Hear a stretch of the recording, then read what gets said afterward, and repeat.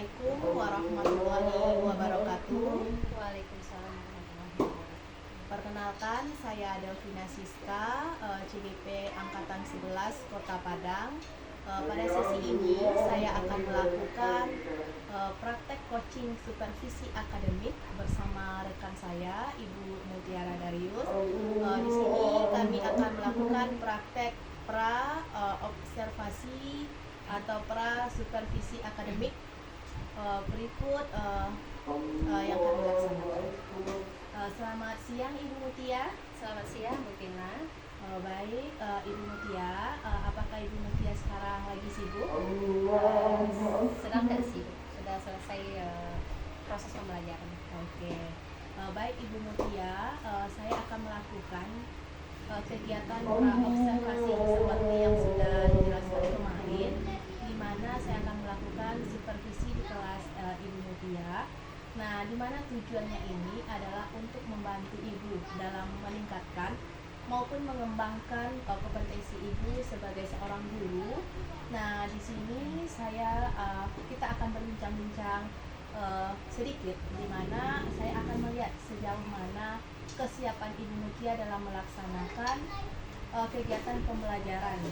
Nah, dari obrolan ini kira-kira apa yang Ibu Mutia harapkan? Saya berharap dengan diskusi kita hari ini saya bisa dapat mengembangkan kompetensi saya khususnya dalam proses pembelajaran. Oke. Nah, baik, semoga ya Ibu saya bisa membantu dalam apa yang Ibu inginkan. Nah, kalau boleh tahu Ibu Mutia besok mau mengajar materi apa? Materinya sistem peredaran darah, mata pelajaran IPAS. Oke. Nah, jadi sistem peredaran darah ya Bu. Kalau boleh tahu itu tujuan pembelajarannya apa Ibu? Untuk sistem peredaran darah ini ada dua tujuannya. Yang pertama agar siswa nanti bisa dapat mengidentifikasi mekanisme sistem peredaran darah dengan baik, dengan tepat. Yang kedua tentunya siswa dapat bisa membuat media pembelajaran tentang sistem peredaran darah. Oke, berarti ada dua tujuan pembelajaran yang akan Ibu Mutia capai dalam proses pembelajaran. Nah, jadi untuk mencapai dua tujuan pembelajaran ini, apa pengembangan atau area pengembangan yang hendak Ibu Mutia capai? Yang ingin saya kembangkan ya, yang pertama tentunya kemampuan pedagogi, yang kedua kompetensi saya dalam sosial, yang kedua kepribadian dan profesional saya sebagai ibu di dalam kelas. Nah, tadi ada area pengembangan yang sudah Ibu jelaskan. Nah, jadi kira-kira dari kedua atau ada dua tadi ya Bu ya, ada area pengembangan yang Ibu ungkapkan tadi, adakah yang spesifik yang bisa saya amati ketika observasi nanti? Secara spesifiknya ada dua yang akan saya kembangkan. Yang pertama pembelajaran berdiferensiasi dan keterampilan sosial emosional (KSE). Nah, bagaimana strategi yang Ibu persiapkan dalam mencapai pengembangan atau tujuan pembelajaran yang akan Ibu lakukan, baik itu metode atau model pada saat proses pembelajaran tersebut? Ya, tentunya saya sudah menyiapkan perangkat pembelajaran, tentunya salah satunya mengajar, di mana di sana sudah ada strateginya, strategi kooperatifnya, pembelajaran kooperatifnya dan discovery learning, serta juga ada tanya jawab dan diskusi dalam metodenya. Oke, nah sudah lengkap sekali ya Bu perangkat yang Ibu siapkan, seperti sudah menyiapkan model discovery learning. Nah, kemudian berarti Ibu juga sudah mempersiapkan ya Bu media pembelajaran yang sesuai dengan karakteristik siswa. Nah, di sini kelihatan bahwa Ibu sudah mempersiapkan pembelajaran berdiferensiasi. Nah, kira-kira dari persiapan Ibu Mutia apa kira-kira yang masih kurang? Yang masih kurang, yang masih kendala sekarang, medianya masih dalam proses ya, belum selesai sepenuhnya. Oke. Nah, untuk menyelesaikan media pembelajaran, bantuan siapa yang dibutuhkan? Tentunya saya membutuhkan bantuan dari rekan guru-guru dan semoga nanti Bu Vina juga bisa membantu saya dalam mengembangkan media. Oke, insya Allah ya Bu Mutia, saya akan coba membantu. Nah, terima kasih Bu Mutia. Insya Allah siap membantu ibu untuk mengembangkan kompetensi yang ingin ibu capai pada saat kegiatan observasi nanti. Nah, setelah ini kita mungkin juga akan melakukan obrolan singkat lagi, yaitu dengan pasca observasi. Nah, di mana untuk rencana pelaksanaan itu besok ya Bu ya? Besok. Nah, dengan yang sudah kita sepakati, baik Ibu, terima kasih atas waktunya. Semoga besok berjalan dengan baik. Amin. Terima kasih kembali Tina. Oke. Demikianlah kegiatan coaching pra-supervisi akademik yang kami lakukan bersama Ibu Mutia. Sekian dan terima kasih. Assalamualaikum warahmatullahi wabarakatuh. Belajar IPAS. Nah, sebelum kita mulai, kita menyanyikan dulu Mars Kata-kata ya. Kita hafal lagunya?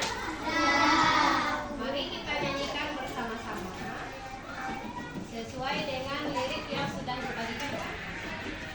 Satu, ajaran kita minggu lalu tentang apa? Dan peredaran darah.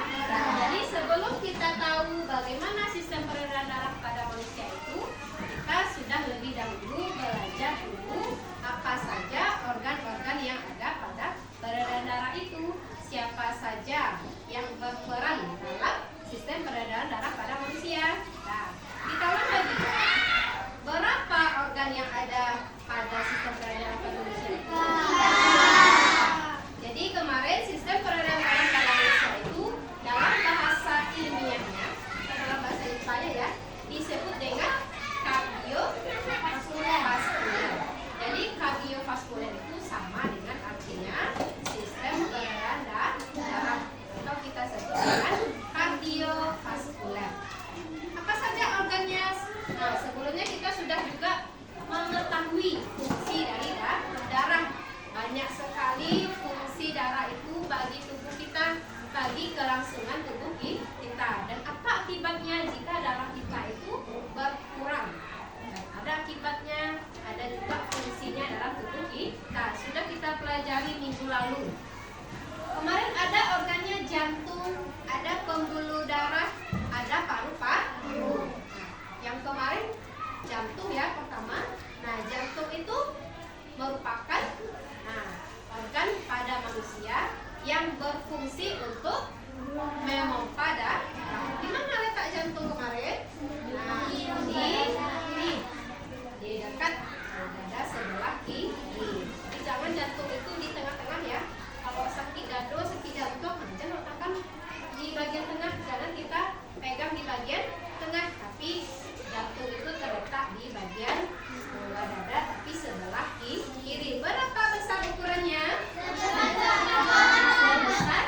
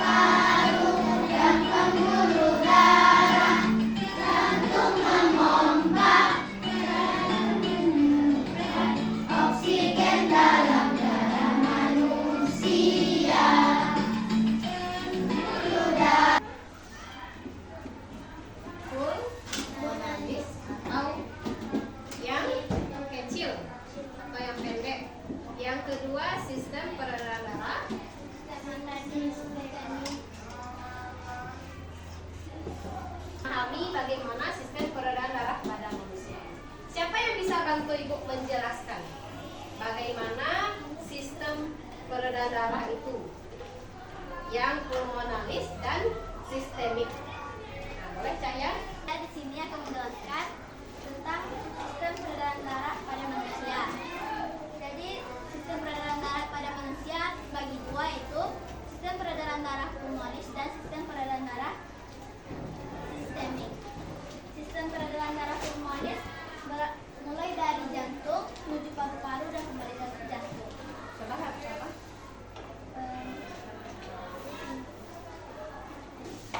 LKS-nya atau lembar kerja peserta didik. Jadi nanti tolong kerjakan masing-masing. Boleh. Jawabannya boleh kita lihat di buku sesuai dengan pertanyaan.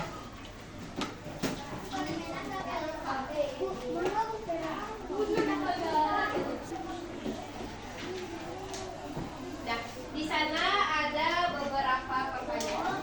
Nah, tolong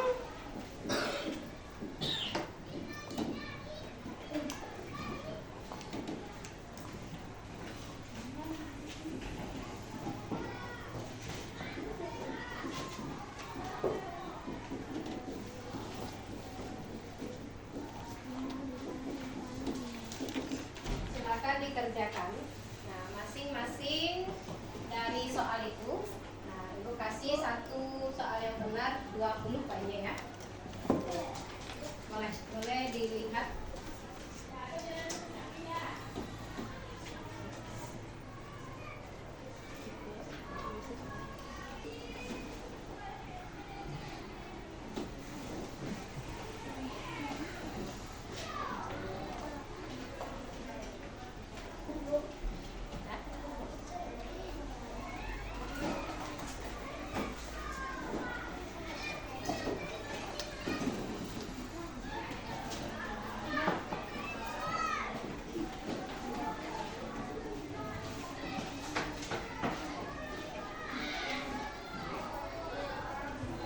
Habis ya?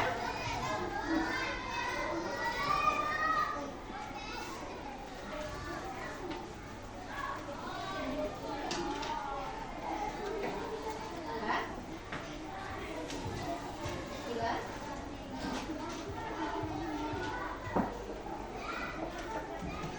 Empat. Apa lagi?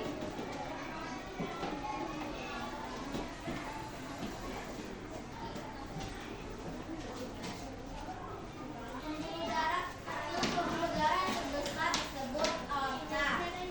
Kedua, sebutkan 4 bagian-bagian jantung. 1 seram di kanan, 2 seram di kiri, 3 di kanan, 4 di kiri. 3, sebutkan 3 fungsi darah. 1, mengatur suhu tubuh. 2, jantung bagi tubuh, memompa darah ke seluruh tubuh. 5, sebutkan pengertian profil jantung. Bagian kanan dan kiri jantung yang dibatasi sekat jantung. Benar? Benar dibaca saya tadi jawabannya.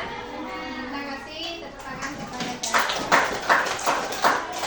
Itu tadi latihan yang memberikan tentang darah, tentang bagian-bagian jantung, mekanisme peredaran darah, dan tentang katup jantung ya. Nah, setelah itu sebelum ibu tutup pelajarannya, ibu punya 2 pertanyaan. Ibu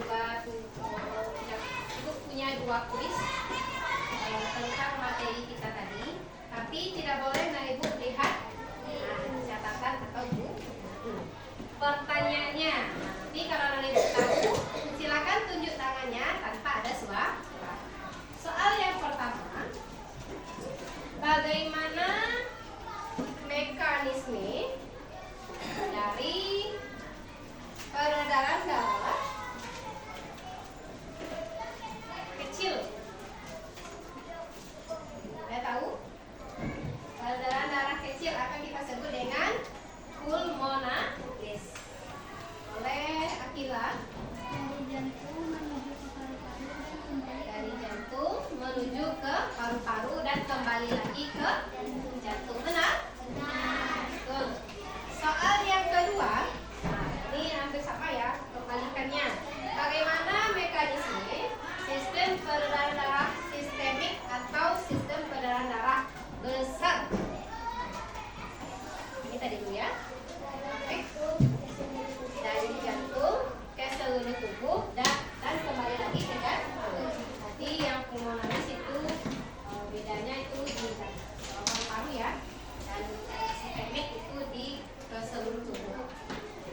kuis kita pada hari ini. Nah, silakan anak ibu pelajari kembali dan bahas lagi materi di rumah.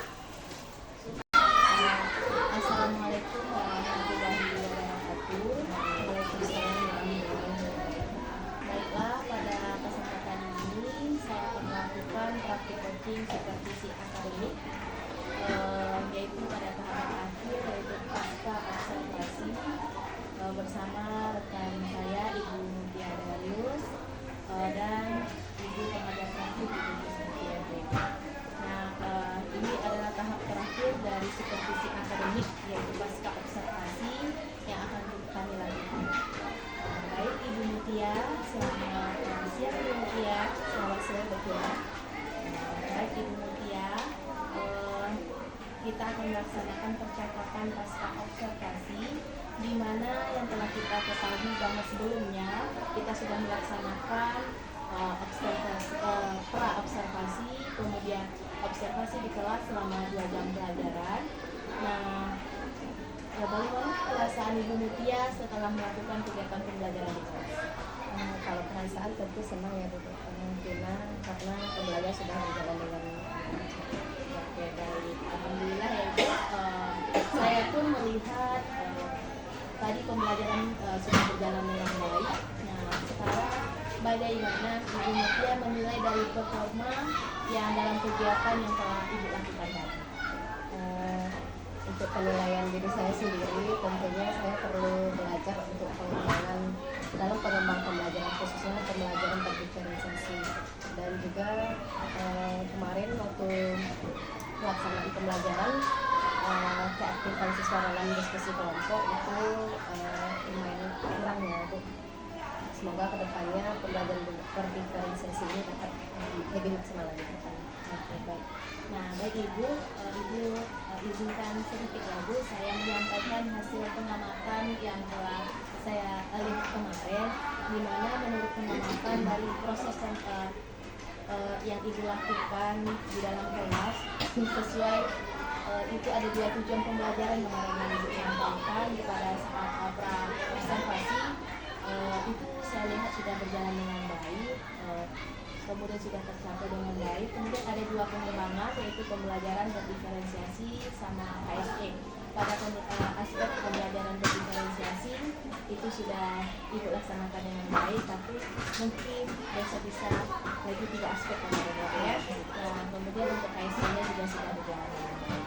Bagaimana pendapat dari Ibu Mutia mengenai penilaian belajar? Sebelumnya terima kasih kepada Ibu Tina atas pengamatannya ketika pembelajaran minggu lalu.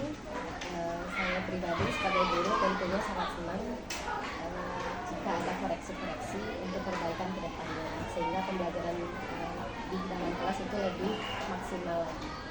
Oke, baik. Nah, kira-kira dari pembelajaran atau proses pembelajaran yang Ibu lakukan kemarin, apa kendala yang Ibu hadapi? Kendalanya itu terdapat beberapa dari siswa itu berbeda dalam gaya belajarnya. Namun di kelas 51 kemarin lebih kepada pembelajaran gaya belajarnya itu visual dan kinestetik. Jadi pembelajaran saya supaya kedepannya saya lebih mengakomodasi gaya belajar itu secara lebih baik lagi ke depannya, sehingga gaya belajar siswa itu dapat saya akomodasi dengan baik. Oke, berarti kendala yang alami itu menyiapkan sebuah metode untuk mengakomodasi semua gaya belajar yang ada pada siswa, gaya belajar yang ada pada siswa. Nah, kira-kira apa rencana Ibu Mutia agar tindakan atau kendala itu bisa Ibu atasi? Tentunya saya menyiapkan beberapa metode pembelajaran yang lebih bervariasi dan pilihan belajar yang sesuai dengan kemampuan siswa, kemampuan minat dan bakat siswa juga. Dan tentunya juga saya berkolaborasi dengan teman sejawat dan juga nanti didiskusikan dalam komunitas tentunya. Baik, Ibu akan berkolaborasi, kemudian menyiapkan media yang bervariasi. Nah, baik, rencana Ibu sudah sangat bagus ya Bu. Semoga bisa terlaksana, kira-kira siapa yang bisa membantu Ibu Mutia untuk mewujudkan itu dan kapan akan dilakukan?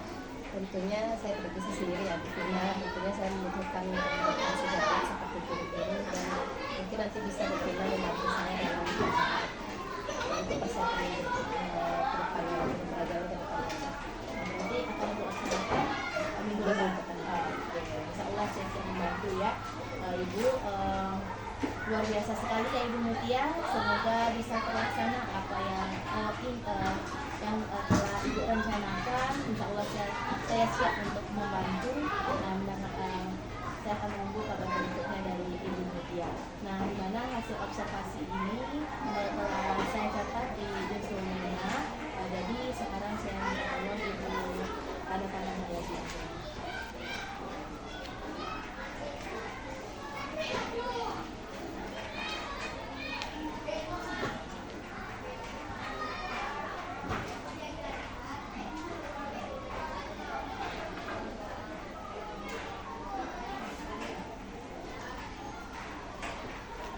Terima kasih ya Ibu.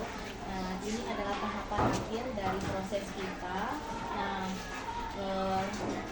kira-kira dari kegiatan yang telah kita lakukan, apa yang Ibu Mutia dapatkan dari proses ini?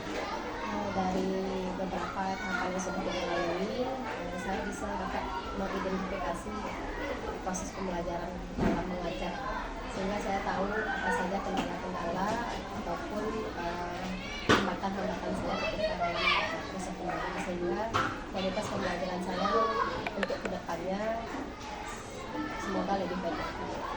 Baik Ibu Mutia, terima kasih telah menyampaikan sementara kita akhiri proses ini, semoga bisa terlaksana ke depannya. Terima kasih telah meluangkan waktu. Terima kasih juga buat Ibu. Terima kasih Bu. Sama-sama. Baiklah, itulah hasil dari observasi pasca observasi dari yang telah saya lakukan bersama Ibu Mutia. Assalamualaikum warahmatullahi wabarakatuh. Waalaikumsalam.